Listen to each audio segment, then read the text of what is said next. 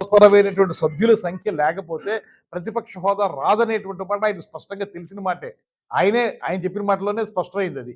అలాంటి వ్యక్తి మళ్ళీ ఇవాళ ప్రతిపక్ష హోదా ఇస్తేనే వస్తానంటాడు ఆయన.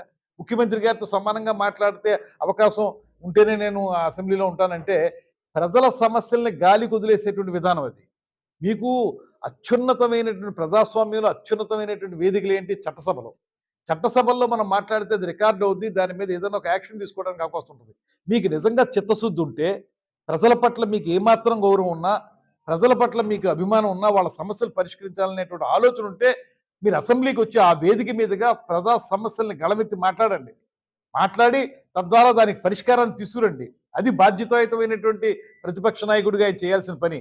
ఇవాళ నాకు హోదా ఇస్తేనే వస్తాను, నాకు ఛాంబర్ ఉంటేనే కూర్చుంటాను, లేకపోతే నాకు వెనకాల గన్మెన్లు ఉంటేనే నేను బయటకు వస్తాను, ఇవన్నీ చెప్పడం హాస్యాస్పదమైన విషయం. ఆయనే స్వయంగా ఒప్పుకున్నటువంటి మాట.